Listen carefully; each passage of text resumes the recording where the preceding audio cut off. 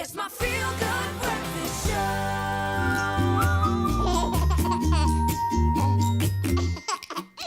All right, welcome back to your Feel Good Breakfast Show. We're live, large and in charge on this Thursday morning. I promised myself I wasn't going to do this, but you know, that song just played and it got me all giddy, and so I have to go, baby, talk to baby. No, did I just do that, Meg? Anyway, we're engaging in a very important conversation, allergies, because they're becoming more and more prevalent. And of course, people suffer from seasonal allergies as well. And at least 2.5% of children have food allergies, which can prove to be quite a challenge for parents out there, especially when you are weaning off breast milk or formula and getting into solid foods. And so that's why we have our parenting expert, Meg Fora, here with us. She's also the co-author of Allergy Sense that you can see there in front of us, to talk to us about this very important subject. How are you? I'm very well, thanks. Kat, and you? Excellent. Good. How was Mother's Day, by the way? Oh, it was wonderful. Did you Got enjoy completely spoilt. Yeah, we went out to the winelands, which was Excellent. stunning. Yes. No allergies there? No, luckily not. So let's talk about the fact that babies under 4 months, they can be very, very fussy. Yeah. So when should mom with a fussy baby then consider allergies as the reason for a little one being fussy? Yeah. So a lot of babies are fussy. Like really about 25% of babies have these long patches of colicky hours where they're crying a lot and you actually don't know what the answer is. Yeah. Moms are looking at them, they can't tell you. So you start to think about all the organic things. Are they ill? And allergies definitely comes to mind. And the problem is that because at that time a baby's exclusive diet is milk, people immediately start to think, right, this must be a milk allergy or a dairy allergy or an allergy to lactose or an intolerance towards lactose. And so we start to unpack, often moms start to unpack this whole allergy box and they start cutting things out of their diet. Now, the truth is that only 5% of babies who are crying, so that's not of all babies, but of babies who are crying, actually have an organic reason behind that crying. So for the vast majority of fussy babies, they're just fussy, they're colicky, they're overstimulated in the world, they're overtired, and it doesn't have to do with allergies. So I think my appeal to moms is not to unpack that allergy box unnecessarily, because as soon as you start down that road, first of all, it's unlikely, and second of all, you're going to find yourself excluding a lot of your baby's primary diet. Yeah, you know? So actually one should really consider the fact that your baby might be having an overstimulation of the senses, and that might be a reason for them being irritable and fussy more than it is an allergy to a food type that you've just reintroduced. Absolutely, and don't start cutting all sort of things out of your diet. You know, moms start cutting out milk and gluten and onions and all sorts of things, and that's not necessary. Usually, as you say, it's just the overstimulation. Yeah, but of course, man, it comes with a whole lot of emotion and worrying about the little one as well. So tell us about the emotional journey that a mom and a family might go through with a baby that has allergies. So for that very small percentage who do have allergies, the minute that's diagnosed, it really creates chaos for the family. It's, you know, the mom, there's very high anxiety levels, particularly if you've got an anaphylactic reaction to some sort of allergen, like eggs or peanuts, for instance, because that is so prevalent in all foods and in the preparation of foods that you actually can really end up with a baby who could potentially have, you know, life-threatening situations. So for the mom, that's huge anxiety. Yeah, yeah. Why are so many allergy-prone babies picky eaters as toddlers? What's the... Is it just something that flows through from the baby stage? Yeah, so well, first of all, the picky eating stage, I mean, for parents who've got toddlers, they'll know that toddlers can be very picky eaters, just because toddlers don't like anything that's foreign. So the minute it looks like there might be something that is, you know, kind of new or novel, they'll start to resist eating it anyway. Yeah. Now, add to that the fact that a baby's, for instance, allergic. Every time a mom presents a food to the baby or the baby's presented a food, the mom has a look of anxiety on her face. Because is this food going to be okay for my baby? Are they going to be able to chew it? Are they going to be able to swallow it? Are they going to choke? Exactly. And so now the baby is A, at a stage when they're going to be picky, and B, they've got an anxious mum. And that together, really, allergic babies can be very, very picky eaters. And then, of course, that breeds a dynamic where kind of baby develops the thinking that if I go enough, mommy's going to stop feeding me. So that's the mechanism to stop it from happening. It becomes more of a habit than it is anything else. And a little bit of a power battle, because as we know with toddlers, the power comes into the meal times as well. So baby's saying no, mom trying to get the baby to eat because they've got a limited diet. So you've kind of got this vicious cycle.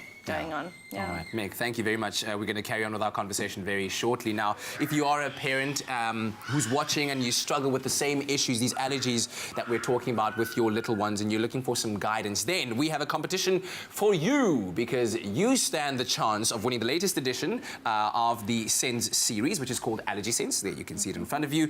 One lucky viewer will be taking that, or will be receiving that. And all you need to do is SMS the keyword WIN, include your full name to 33728. And T's and C's for the competition can be found on our website, expressoshow.com. This competition will end today, the 16th of May, and SMSs will cost you R1.50. No free SMSs apply. So get entering. SMS WIN and include your full name to 33728. It's my feel-good breakfast show.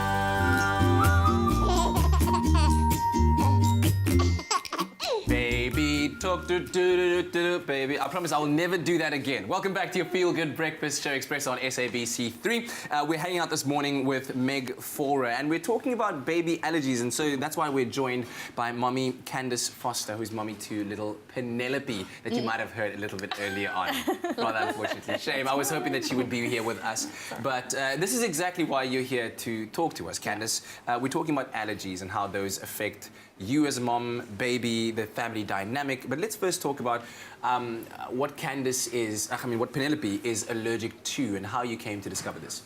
So Penelope is allergic to egg in all forms, so it's baked and fresh, tree nuts as well as banana. We found out the egg allergy because she actually developed anaphylaxis on her third exposure to egg. So we ended up in the ER with that. And then was that at home? Did it Yeah. happen at home? Yeah. And so her second exposure, we actually went to the hospital because she just kept vomiting and vomiting and vomiting. And then the doctor didn't kind of put the pieces together because she was still so small. Yeah.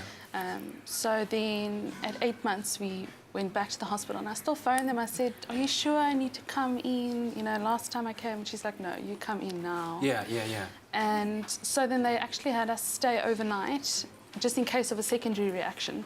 I want you to tell me this. I mean, I don't want to necessarily re-traumatize Yeah. it with, you know, but take me back to that situation, because I think there's a lot of parents that are faced with that situation where the anaphylactic reaction happens at home, Yeah. and they're not necessarily sure what to do. I've what never did been you exposed do to that. in that moment? Well, my husband actually noticed it because the room was dark and I was about to feed her and she wasn't settling. So I said, and then my husband would kind of rock her a little bit, give her to me, and she just wasn't settling. And then we came out and we put the light on and he said, "What is that?" So it looked like a little mosquito bite. And then it just kind of started all over. So she was literally from head to toe, in her ears, everywhere, these fat, massive hives. Yeah. And then I phoned the hospital and they told me to come in. And in that space of, I think we stayed 2 minutes away from the hospital. Yeah. In that space of me putting down the phone and trying to get into the car, she already started having like respiratory distress. And she had a black blue around her mouth. And I just thought, like, this is not happening. Yeah. And I'm So, sure that yeah. throughout this journey, it's been a very emotional one, filled with a lot of angst and concern as well. Thank you for coming in and sharing thanks for that with having us. So what has helped you? Sorry, Meg, we're focusing the conversation so largely now on Candice, and we'll have you weigh in a second, but what's helped you to continue on and still lead a normal life with Penelope and still be a happy mom with her? I suppose the most of it is on me because I don't want to raise her to be fearful. I want her to not think that she's done anything wrong or that something's broken. So I think it's very important that you have a good team that you can consult, a very good allergist. I think I came to see Meg regarding a sleep issue. Yes. I think we're very well known with Meg for the sleep issue, and then she actually recommended or referred me to Dr. Carabas in town. And Dr. Carabas has just been amazing. Like she would get back to me at any time. She would call me, she'd kind of say, you know, this is the route that we're taking. Yes. And also if you have a gut feeling something's wrong and you're not being heard, just find someone to hear you, find a team that can support you. I think that's the most important. Absolutely. And maybe, Meg, you can weigh in on that, telling us about the importance of having that support structure around you, people that are knowledgeable, people that know what to do and how to react to certain situations. Yeah, I mean, it's very important. And one of the things that struck me when Candice and I were working together was this intense fear that surrounds actually living and Yeah, life, yeah. because a lot of the time you can't control. I mean, egg and peanuts are in the preparation of most foods. Okay, And yes. so at any stage, Penelope could be exposed, and having gone through an anaphylaxis, and I mean, just hearing you speak about Yeah. it, I feel terrified by it, you Yeah, know. yeah. So when Candice came to me feeling like that, one of the things that I thought were very important was, number one, get her to somebody who could get a real handle on what's going down, so Yeah. that, because the thing with allergies is that you want to expose children to as much as possible that Yes. they're not allergic to or slightly allergic to. So for instance, with Penelope, they found that one of the nuts was actually going to potentially be okay, and so they started a slow exposure to it. Yes. And that sort of thing is important in your journey. And then the second thing with Candice and Penelope that was very important was that Penelope, sadly she can't be with us now, but she is the most delightful, bubbly little girl. Yeah. And she needed socialization. Yeah. And as a mom of a child who's got allergies, you just want to keep them at home in cotton wool. Yeah, in a bubble. And so a big thing for Yeah. us was to try and get her into a little playgroup program so that she could actually start to socialize safely in a Yes. place where Candice actually controls the food entirely for the whole playgroup, so that we know that Penelope can be safe. Wow, wonderful advice. And thank goodness for you, Meg and Candice. Yeah. Big part of our journey. Yeah. Thank you very much for joining us. you so And much. I'll give little Penelope all of our love and hugs. you. And hope that she has a wonderful day. Thank you so much. But of course, if you are a parent and you are struggling with the same kind of issues regarding allergies and you find yourself really in a pickle, then we have an amazing competition for you, because you could win yourself a copy of the latest edition in the Senses series called Allergy Sense. It's right here in front of me, and all you need to do is SMS the keyword WIN, include your full name, and send that to 33728. The competition T's and C's that apply can be found on our website, expressoshow.com. And remember that SMSs will cost you R1.50 each, and no free SMSs apply. Good luck.